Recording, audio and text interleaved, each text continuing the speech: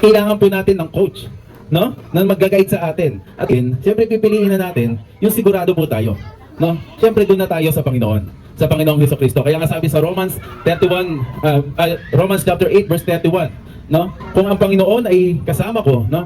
Sino ang lalaban sa akin? Ito yung kaganapan ng Family Sports Day ng toddler namin. So pagdating pa lang talaga namin sa school is panay na siya takbo ng takbo. Hindi na mapigilan. At di nagtagal, nag-start na din yung program. At yes, kaming dalawa talaga ang umattend dito. Kasi paano siya matatawag na Family Sports Day kung ako lang yung a-attend, diba? Pagkatapos nga ng devotion ay nag-warm up nga kami at ito nga yung ginawa namin. By group pala ang labanan sa larong ito at bawat grupo ay may daladalang kulay at kami ay belong sa kulay green. Green na favorite color ko pa naman. Tamang-tama lang talaga din pala tong aming sombrero na binili ng asawa ko. Siya talaga yung namili niya nung namili kami ng damit na gagamitin namin sa araw na yan. Kasi bago pa mag-start yung program, nauna na sa amin si Haring Araw. Kaya ayun, pawis na nga din yung toddler namin dyan. Ba naman kasi pagdating pa lang inunahan na ng takbo. Like daddy! Yan!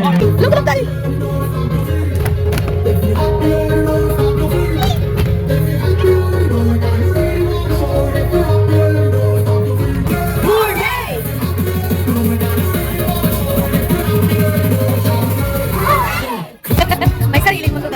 Sobrang dyan.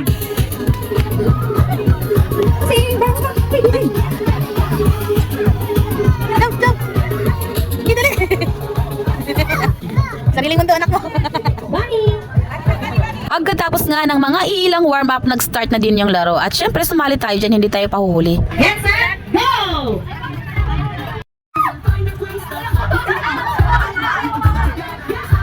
Sige.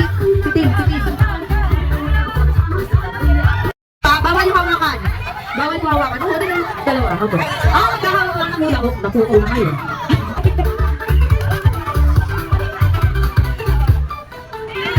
Wow! Team Blue Team! Team Blue Team!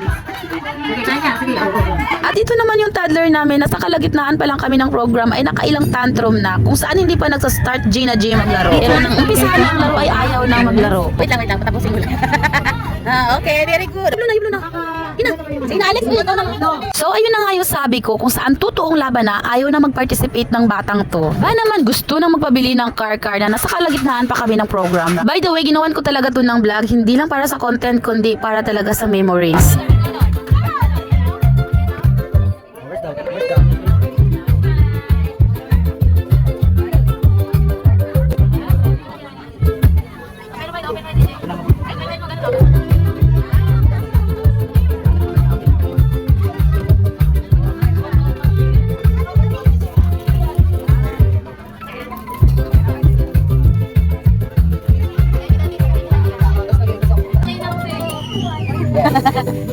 Okay.